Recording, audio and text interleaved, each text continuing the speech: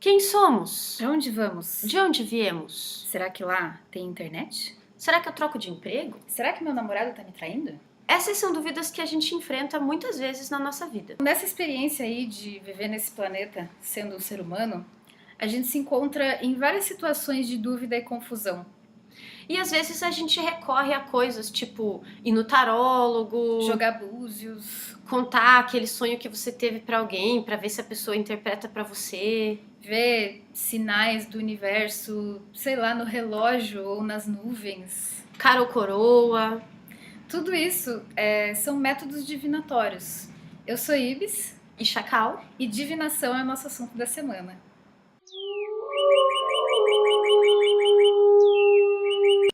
A gente escolheu falar sobre isso como o segundo vídeo do canal, porque foi algo que, desde o início do nosso interesse em ocultismo e tal, sempre esteve lá. No meu caso, a divinação também, assim como os sonhos lúcidos, foi algo quase que hereditário. E, inclusive, foi algo que eu já tentei escapar um pouco na minha vida, mas não consegui. Tô aqui de volta. E então eu acho que faz parte da minha missão falar um pouco sobre isso. Para mim foi uma experiência bastante emocional, assim, esse meu contato com a questão da divinação, porque aconteceu durante um momento de crise da minha vida, assim, bastante confuso e complicado. E uma amiga minha me levou num tarólogo, que ela gosta muito, e chegando lá, ele, sem saber nada de mim, nem o meu nome, assim, viu minha vida inteira, meu passado inteiro, meu presente, minhas questões, meus problemas, tudo ali no baralho.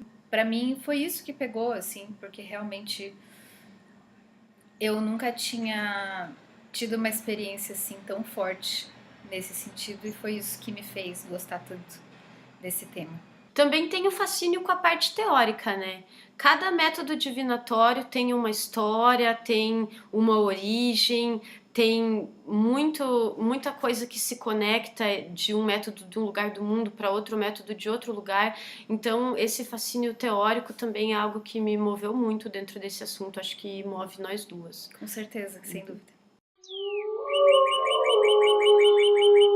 Então, para conversar sobre divinação, eu quero convidar você que está assistindo a concordar comigo em dois conceitos. Vamos fazer um pacto ficcional? Isso. Eu queria que você suspendesse um pouco, né, as suas crenças atuais e levasse em conta, então, esses dois conceitos importantes para que a nossa conversa aqui possa ter um bom resultado, enfim. Então, a primeira ideia é de que o acaso, ou a chance, ou a sorte existe como uma espécie de uma força que não é aleatória. Então não existem coincidências. Se algo acontece com você, é porque deveria acontecer para desencadear uma outra coisa, ou porque se uma informação chega até você, é porque é uma informação que você deveria aproveitar. Não é à toa. Não é à toa. Que se você for sorteado de uma lista de tantos nomes, então tinha um porquê daquilo acontecer. Se você jogou cara ou coroa e deu cara, foi por um motivo. Se você encontrou objeto na rua, é porque você tinha que encontrar aquele objeto mesmo, porque ia ter alguma função na sua vida. Ou encontrou uma pessoa também. Então, o primeiro conceito é esse, de que o acaso, ele é uma força, digamos assim. A sorte é uma deusa. Isso. E o segundo conceito imagino que até seja algo que você já tenha, que é essa questão de que o passado e o futuro, eles estão em algum lugar. Então, pode ser numa outra dimensão, pode ser dentro de uma linha do tempo mesmo, a energia do passado ainda atua no futuro, a energia potencial do futuro já existe no presente. Já é perceptível no presente. Já é perceptível no presente.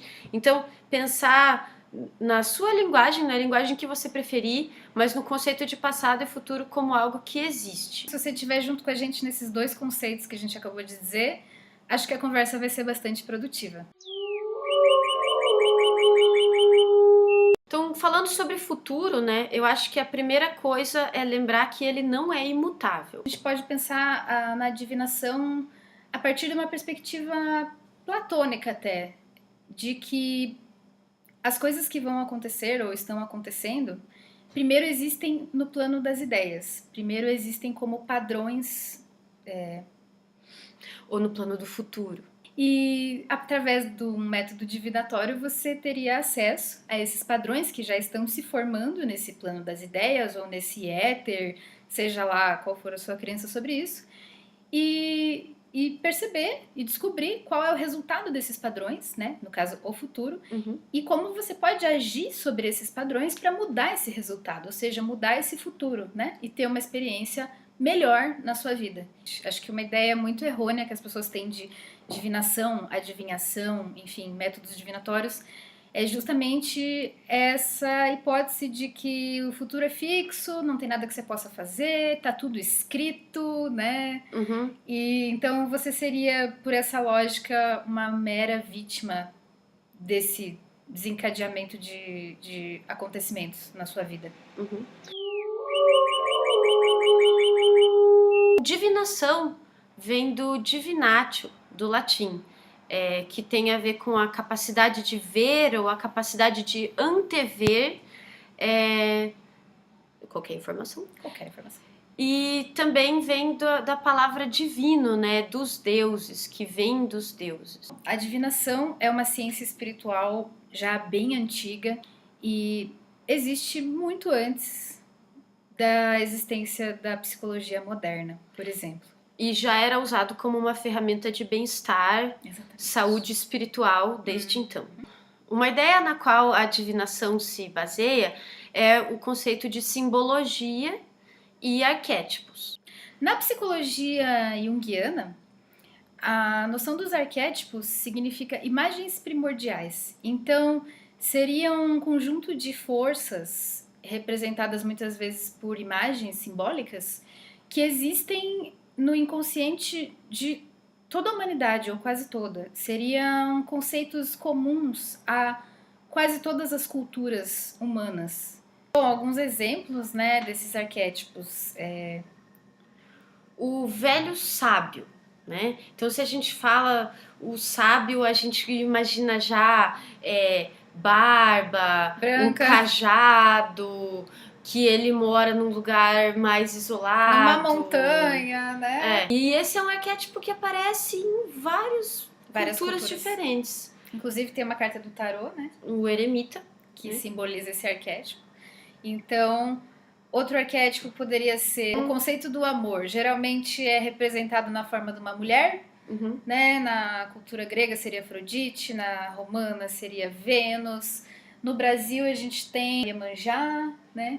No tarô pode ser a imperatriz, por exemplo. Então essa imagem feminina de fertilidade. Beleza, né? Então esses são alguns exemplos desses arquétipos que são ideias universais. A leitura e a interpretação de simbologia e desses arquétipos é o que pode te levar a uma resposta. Por exemplo, no tarô, né? Então, aquela carta que foi virada, ela tem um significado específico baseado num arquétipo desses, por exemplo, e a pessoa que lê para você conhece essa informação e vai saber passar para você de forma que faça sentido com aquele momento da sua vida. Então a gente fica com a conclusão, por enquanto, dessa pequena definição que a gente tentou fazer aqui, né, do que é divinação. A gente já entende que não é simplesmente adivinhação do futuro. Ver o futuro. Ver o futuro. Então envolve muito mais elementos e muitas mais camadas de conhecimento aplicadas para poder fazer isso. Então, alguns tipos de divinação, né?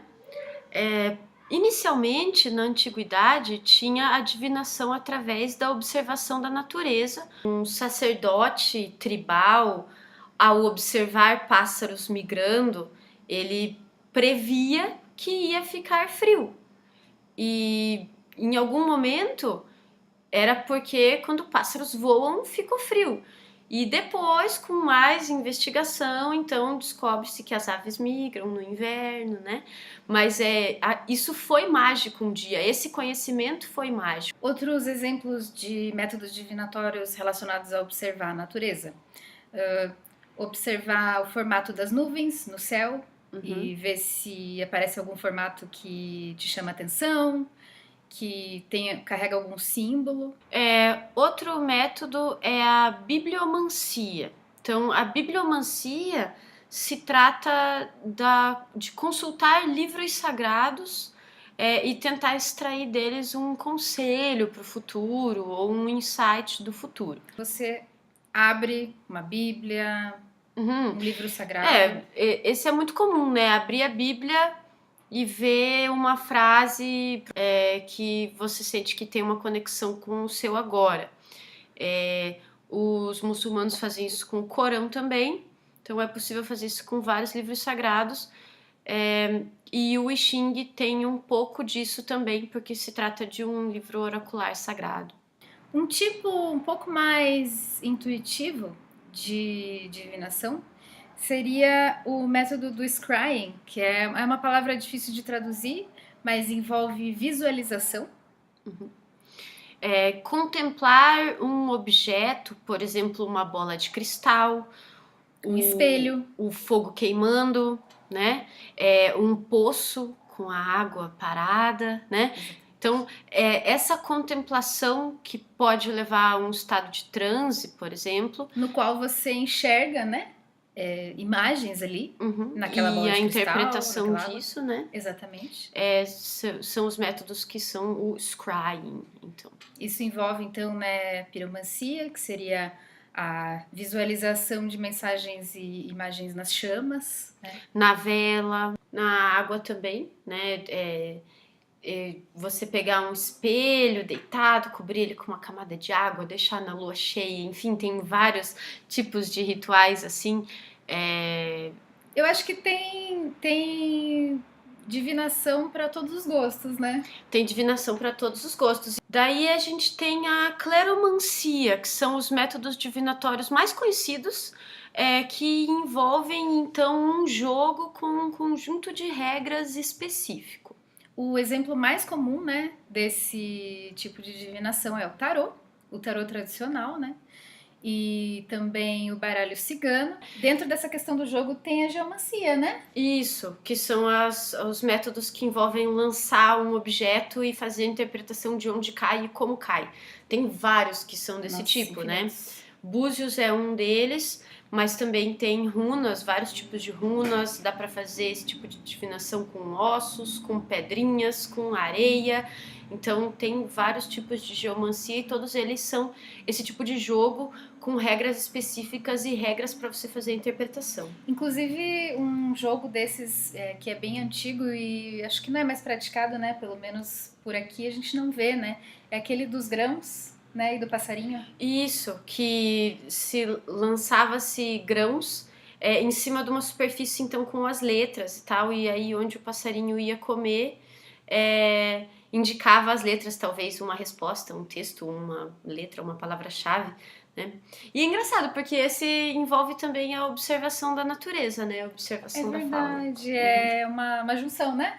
De duas categorias. Assim como o I Ching une a bibliomancia com a cleromancia, porque tem o jogo de moedas, que tem regras sobre como jogar. Mas também precisa consultar o texto. Isso, Saindo do campo dos jogos, a gente tem também o campo da rabdomancia, que tem a ver com a vibração. Então, pensando naquela história de que o futuro e o passado têm energias que exercem influências no presente, então a captação dessas vibrações, né, são um processo divinatório. A varinha, o pêndulo, a leitura desse movimento, né, então indica um movimento para o futuro, por exemplo. Falando de energias, a gente tem também a outra face disso, que é o corpo, né, a parte física. E daí a gente tem os métodos da somatomancia. Então é focado em você obter informações, né, através do contato com o corpo do consulente. Acho que o exemplo talvez mais comum, né, É a quiromancia, né? Então é a leitura das linhas que se formam nas palmas das mãos e nos dedos, né? Uhum. Tem método que lê a retina, tem vários diferentes aí Tem uns também. que lê o pé, né? Os ossos também, Aí a né? gente entra nos métodos que envolvem animais mortos, né? Mas tem de osso humano também. Tem, Animais e humanos. o método romano da antiguidade que envolvia sacrificar um animal e analisar os órgãos dele, então o formato dos órgãos, o tamanho dos órgãos também. Para interpretar alguma mensagem daquela visualidade ali, daquele órgão exposto. E todos esses reflexos no físico dessas energias, a gente também está partindo daquele princípio de que as energias referentes a futuro e passado estão agindo, inclusive na nossa fisicalidade, né? Pensando no nosso contexto mais moderno também, existe a tecnomancia, que é um misto de método divinatório com ficção científica, que através da tecnologia você faça qualquer tipo de previsão. Então, um exemplo bem simples de uma tecnomancia seria você escolher um site desses que gera um número aleatório e atribuir alguns significados aos números e jogar um número qualquer. Então, através da aleatoriedade desse site, você consegue acessar a sua comunicação com as forças do acaso. Bom, o método que nós duas gostamos é a neuromancia, né? A interpretação de sonhos, né? Que tem muito a ver com a simbologia também, com as simbologias pessoais de cada um. É um método que une essa coisa dos arquétipos, né? Do inconsciente coletivo, né? Dessas imagens que são comuns a todos, ao inconsciente pessoal.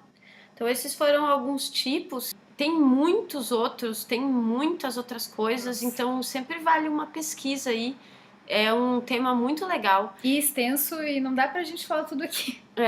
E muitos deles são tão conectados com a cultura que deu origem também, né? Então, por exemplo, você fazia a leitura na água. Então, por quê? Será que era alguma tribo que tinha, né, que era próxima de um corpo de água? Então, esse tipo de coisa está sempre associado a um povo, a uma cultura. É muito interessante observar esse aspecto também.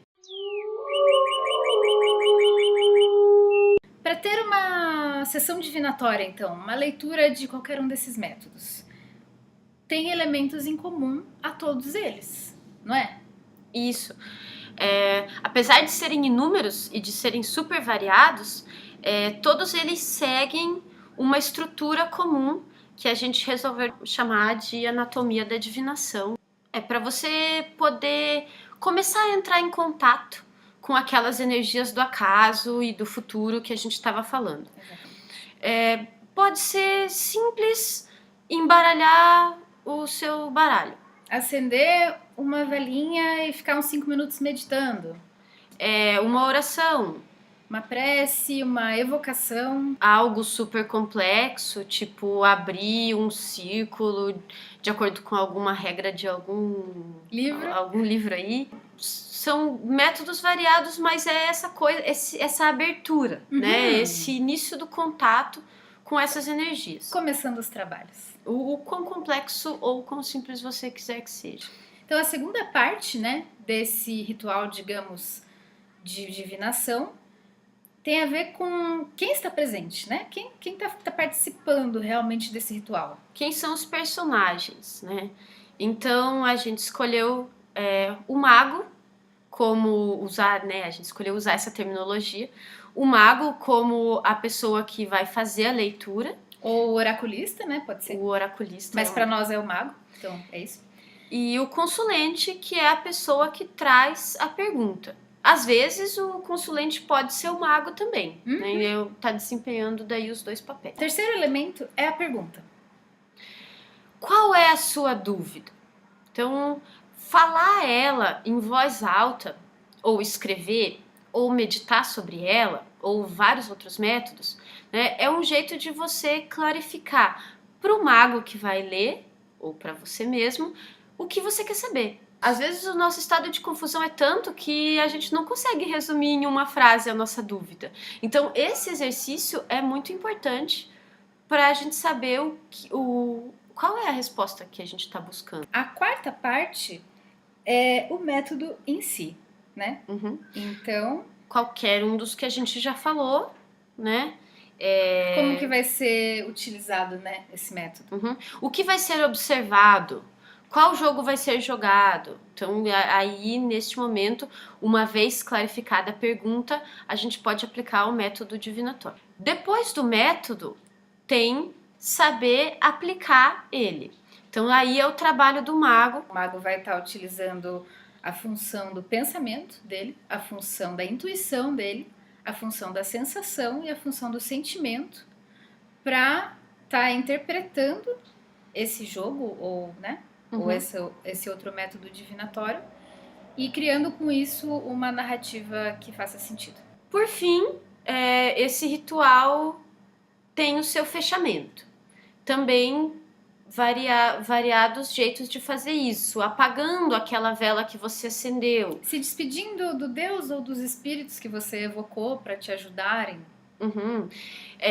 Guardando o seu baralho, cobrindo sua bola de cristal. Inclusive, cubram sua bola de cristal, porque se bater sol nela, ela pode criar uma situação de incêndio na sua casa. Um abraço do consulente no mago, que depois de ouvir toda aquela história chorou, se emocionou, agora tá precisando de um abraço. Os pontos importantes da conversa de hoje é que a divinação é uma ferramenta antiga de bem-estar espiritual e psicológico, enfim. Uma ferramenta que pode te ajudar a tomar decisões importantes. E que, aliado a um processo divinatório bem feito e responsável, envolve muitas áreas de conhecimento e estudo. Uma boa sensibilidade e intuição também. E acho que uma coisa bem legal que ficou dessa conversa é que a divinação independe da sua crença. Então ela pode existir dentro de qualquer sistema de crença. Não é fechada a uma religião em específico, né? Então você pode ter o seu conjunto de crenças e ainda assim abrir um espaço para divinação dentro dele, para quaisquer métodos que você possa ter contato, partindo do princípio de que o acaso não é por acaso. Você ficou com alguma dúvida do vídeo de hoje? Se tiver alguma sugestão também, ou algum tópico que a gente falou aqui que você gostaria que a gente explorasse mais, né? Com mais tempo, também pode comentar aí, conta pra gente. E segue a gente também no Instagram. A gente também posta vídeos lá, vídeos um pouco mais curtos, mas acompanhando a temática, sempre a temática da semana. A gente está começando com os vídeos, mas eu queria convidar vocês a se inscreverem, porque a gente pretende postar mais um monte de coisas. E a gente vai fazer uma live de tarô. Nós duas, né, somos leitoras de tarô, então a gente tá querendo fazer uma live aí, respondendo as dúvidas de quem estiver assistindo. Eu acho que vai ser bem legal. Vai ser bem massa. Então fica atento que vai rolar esse vídeo. Isso aí, acompanha a gente. Eu sou Ibis e Chacal, balanceando as ideias e pesando conceitos. Até a próxima. Até a próxima.